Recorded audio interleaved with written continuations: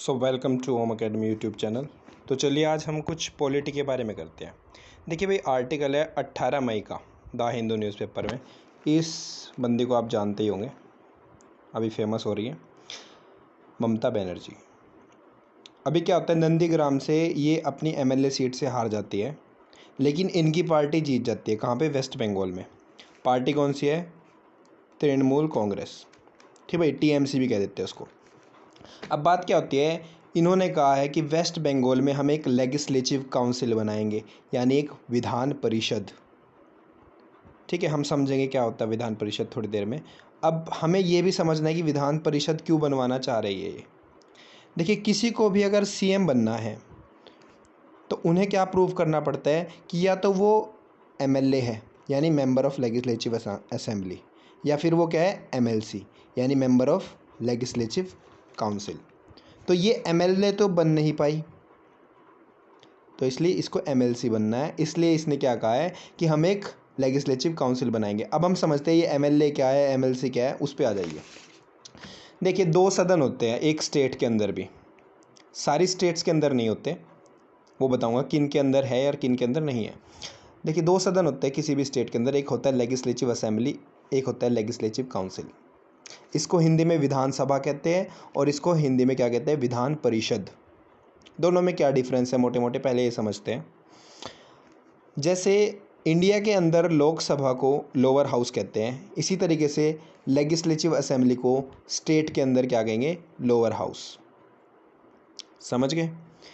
इसी प्रकार जैसे राज्यसभा को इंडिया के अंदर क्या कहते हैं, अपर हाउस ऑफ लेजिस्लेशन, इसी तरीके से स्टेट के अंदर लेजिस्लेटिव काउंसिल को क्या कहेंगे हम, upper house of state legislation. ठीक है, लेजिस्लेचर का मतलब क्या होता है, कानून बनाना।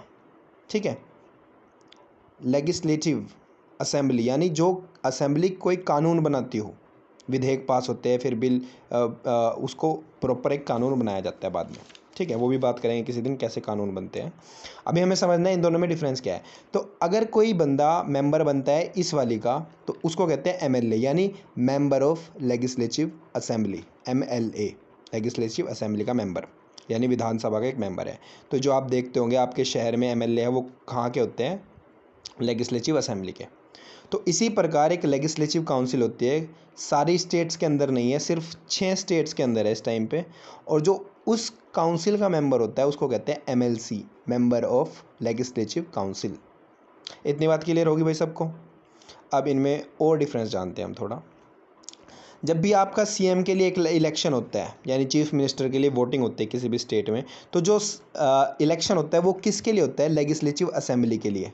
यानी लेजिस्लेटिव असेंबली में जो बंदे चुन के जाते हैं उन्हें आम जनता चुनती है, और वो कैसे जाते हैं, डायरेक्ट इलेक्शन से। समझ गए बात? यानी वोटिंग करते हैं सब। लेकिन लेजिस्लेटिव काउंसिल के अंदर डायरेक्ट वोटिंग नहीं चलती, यानी आम पब्लिक, आम जनता वोटिंग नहीं करती।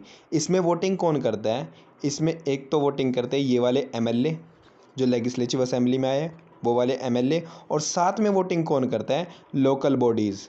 लोकल बॉडीज़ किन्हें कहेंगे हम, जैसे हमारी म्यूनसिपैलिटी होगी, कहीं पे क्या होता है, विधान नगर निगम होते हैं, कहीं पे नगर परिषद होते हैं, जो जो उन लोकल बॉडीज़ के मेंबर होते हैं वो, और साथ में कौन, एमएलए, ये सारे मिलके क्या सिलेक्ट करते हैं, लेजिस्लेटिव काउंसिल के मेंबर। ये बात समझ गए आप? अब इसी बात को वेस्ट बंगाल पे लाते हैं एक बार। देखिए, हमें पता है कि अभी सीएम के लिए जो इलेक्शन हुए वहाँ पे लेजिस्लेटिव काउंसिल के अंदर किसकी सीट मैक्सिमम आई है, टीएमसी की। तो टीएमसी के मेंबर बहुत सारे हो सकते हैं, किस किस क्या हो गए हैं, बहुत सारे एमएलए बन चुके हैं टीएमसी के। तो अब टीएमसी के लिए कुछ ज़्यादा हार्ड नहीं होगा कि अगर लेजिस्लेटिव काउंसिल बनी और इसका इलेक्शन हुआ, तो एमएलए तो बहुत सारे हैं ही टीएमसी के पास, तो ईजिली क्या करेंगे, वो ममता बनर्जी को एक एमएलसी बना देंगे, मेंबर ऑफ लेजिस्लेटिव काउंसिल, और इन्हें दोबारा इलेक्शन में खड़े होने की ज़रूरत भी नहीं पड़ेगी। ये बात आपको समझनी थी इस आर्टिकल से। क्यों ये चाहते हैं कि एक अपर हाउस बनाया जाए। अपर हाउस किसको कहा गया है यहाँ पे, लेजिस्लेटिव काउंसिल को। ठीक है भाई, अब थोड़े और डिफरेंस जान लेते हैं एक बार हम। डायरेक्ट इलेक्शन, इनडायरेक्ट इलेक्शन, ये बात मैंने बता दी। इनडायरेक्ट इसलिए कहते हैं कि इसमें सीधा आम जनता पार्टिसिपेट नहीं करती। अब टर्म कितने साल की होती है, जब भी कोई इलेक्शन होता है, एमएलए के लिए। तो एमएलए चुना जाता है कितने साल के लिए? 5 साल के लिए। लेकिन वहीं पे अगर कोई एमएलसी चुना गया है तो वो कितने साल के लिए चुना जाता है? 6 साल के लिए। इसको कैसे समझ सकते हैं आप? 6 साल टर्म कैसे होती है? फॉर एग्जाम्पल के तौर पे कह रहा हूँ, पूरी लेजिस्लेटिव काउंसिल के अंदर 60 मेंबर है एग्जाम्पल के तौर पे। तो क्या होता है, हर 2 साल बाद उसके 1/3 मेंबर बदलते हैं। यानी पहले 2 सालों में क्या होएगा, इसके जो पहले 20 मेंबर है वो बदल जाएंगे, ठीक है, तो 40 पुराने रह जाएंगे। फिर अगले 2 साल बाद क्या होएगा, इसके जो वो पुराने 40 थे उसमें से 20 बदल जाएंगे, तो पुराने बस 20 रह गए। और फिर लास्ट 2 सालों में क्या होएगा, जो लास्ट के पुराने बचे थे वो भी बदले जाएंगे। तो इस प्रकार 6 साल के अंदर, देखिए यहाँ से शुरू हुए, 2 साल यहाँ पे, 2 साल यहाँ पे, 2 साल यहाँ पे, 6 साल के अंदर जो सारे पुराने मेंबर थे वो बदले जा चुके हैं। तो इसलिए कहते हैं इसकी 6 टर्म होती है, 6 ईयर की टर्म होती है किसी भी मेंबर की। ये बात क्लियर है? तो भाई इसी प्रकार जो लेजिस्लेटिव असेंबली होती है, विधानसभा होती है, विधानसभा का क्या होता है? स्पीकर। और विधान परिषद का कौन होता है? चेयरमैन। अब इनकी एज लिमिटेशन क्या है? अगर आप विधानसभा का मेंबर बनना चाहते हो तो आपको मिनिमम 25 साल का होना पड़ेगा, ठीक है। और अगर आप बनना चाहते हो विधान परिषद का मेंबर तो आपको 30 साल की मिनिमम एज अटेन करनी पड़ेगी। अब जो हमारा इम्पोर्टेंट पॉइंट है कि वेस्ट बंगाल एक ऐसी स्टेट बनना चाह रहा है जिसमें क्या होगी? Legislative council. तो अभी कितनी स्टेट्स में लेजिस्लेटिव काउंसिल है? भाई 6 स्टेट्स में इस टाइम लेजिस्लेटिव काउंसिल। कौन सी? यूपी, बिहार, बहन भाई, ठीक है, महाराष्ट्र, कर्नाटक, तेलंगाना और आंध्र प्रदेश। इसको ऐसे समझो, ये इंडिया का मैप बना रखा है मैंने। तो साउथ में ये सारी कंट्रीज, लगभग ये सारी स्टेट्स।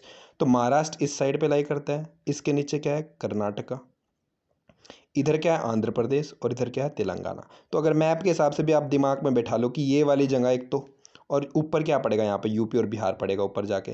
तो ये सारी 6 स्टेट्स है जहाँ पे क्या है? हमारी लेजिस्लेटिव काउंसिल। ये बनती किस आर्टिकल के अकॉर्डिंग है? कॉन्स्टिट्यूशन के आर्टिकल 169 के अकॉर्डिंग। ठीक है भाई, इतनी बात आप समझ चुके हैं ये सारी। अब आगे जो लास्ट पॉइंट रहता है वो मेरा, कि लेजिस्लेटिव असेंबली यानी विधानसभा के अंदर कितने मेंबर हो सकते हैं? मैक्सिमम और मिनिमम। और इसी प्रकार विधान परिषद के अंदर कितने मेंबर हो सकते हैं? मैक्सिमम और मिनिमम। देखिए, विधानसभा के अंदर मिनिमम 60 मेंबर होने चाहिए और मैक्सिमम 500 हो सकते हैं। ये बात क्लियर है? यानी 60 से लेके 500 के बीच में कितने भी मेंबर हो सकते हैं किसी लेजिस्लेटिव असेंबली, विधानसभा में। वो डिसाइड कैसे होता है? जितनी बड़ी स्टेट होगी उतनी आपको सीटें बनानी पड़ेगी एमएलए के लिए, तो उतनी उसमें क्या हो जाएंगे? मेंबर्स हो जाएंगे। समझ गए? छोटी स्टेट है तो कम डिवीज़न करनी पड़ेगी, कम एमएलए बनेंगे। बड़ी स्टेट है तो ज़्यादा करने पड़ेंगे। अब जो लेजिस्लेटिव काउंसिल है उसको चुनता कौन है? एमएलए चुनते हैं और लोकल बॉडीज़। तो डिसाइड करना पड़ता है कि यहाँ पर कितने मेंबर होंगे। तो देखिए, अगर काफ़ी बड़ी स्टेट है यानी उसमें काफ़ी ज़्यादा मात्रा में सीटें हैं, तो उसमें कैसे डिसाइड किया जाता है कि जितने मेंबर है एमएलए उसका 1/3 हिस्सा क्या होंगे? Member of legislative council. For example, अगर 300 बंदे एमएलए है किसी स्टेट में, तो इसका 1/3 कितना है? 100। तो यानी 100 सीटें किसकी होगी? Legislative council. यानी 100 एमएलसी बन सकते हैं बस उसमें। अब एक डाउन एग्जांपल ले लेते हैं कि अगर मान लो मेंबर्स ही 60 है किसी स्टेट में, यानी एमएलए ही 60 है, तो उस केस में एमएलसी कितने बन सकते हैं? देखिए, यहाँ पे ये 1/3 वाला फॉर्मूला काम नहीं करेगा। दूसरी कंडीशन क्या है कि मेंबर 40 से ज़्यादा होने चाहिए। यहाँ का 1/3 क्या बनेगा? क्या बनेगा? 1/3 60 का 20। तो आप कहोगे कि अगर यहाँ 60 एमएलए है तो 20 क्या होने चाहिए? एमएलसी। लेकिन ऐसा नहीं होगा। अगर 60 एमएलए है तो भी मिनिमम 40 एमएलसी तो बनेंगे। तो भाई ये मैंने आपको ट्राई किया समझाने का, एक पॉलिटी का बहुत इंपॉर्टेंट टॉपिक। ये 6 स्टेट ज़रूर याद कर लेना। ये हम मोस्टली सारी चीज़ें कवर कर चुके हैं। तो अपने दोस्तों के साथ शेयर कीजिए, लाइक कीजिए। इस आर्टिकल में यही लिखा हुआ है कि इन्होंने क्या अनाउंस किया है कि एक लेजिस्लेटिव काउंसिल बनाएंगे, यानी अपर हाउस, और इनको क्या बना देंगे? एक MLC, member of legislative council. तो इनको इलेक्शन में खड़ा नहीं होना पड़ेगा। Thank you, hope you like it.